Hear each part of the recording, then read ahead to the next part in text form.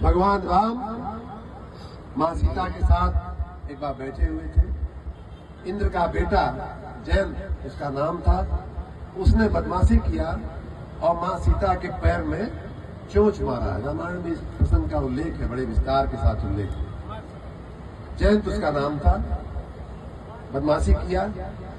ऐसा भी लोग कहते हैं कि वो देखना चाहता था कि भगवान में कितनी ताकत है।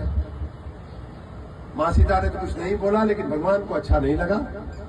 उन्होंने वहीं एक तिनका पड़ा हुआ था, दूब का तिनका पड़ा हुआ था, उन्होंने उसको उठा करके जयंत की तरफ फेंक दिया और उसके बाद वो तिनका भगवान राम का तीर बन करके जयंत का पीछा करने लगा।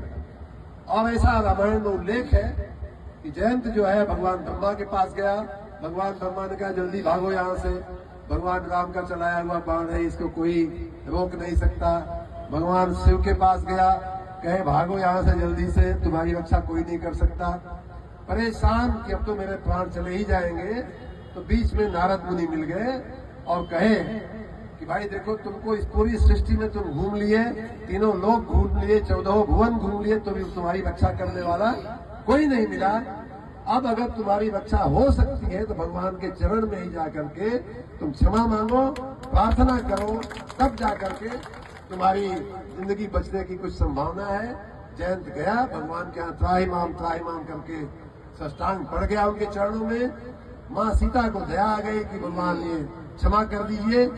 और अब असली बात मैं कह रहा हूँ कि तिनका जो होता है जब चल जाता है तो भगवान राम ने कहा भाई माफ तो मैं कर दिया, लेकिन इस बाण का क्या करूं? बाण जो छूट गया है वो तो कहीं न कहीं कुछ न कुछ तो करेगा।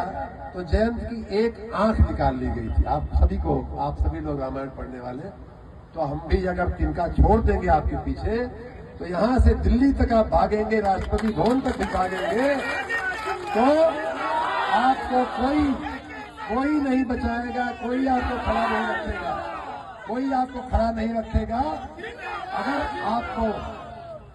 अगर आपको लगता है कि आप किसी के संरक्षण में बिजली विभाग को और आम जनता को परेशान करके आप सुरक्षित रह सकते हैं, तो आपका बहुत बड़ा भ्रम है। हम जनता के लिए अपनी नौकरी छोड़ करके आए हैं और हम जनता के लिए हम कुछ भी करने के तैयार हैं। इसमें किसी को शंका नहीं होनी।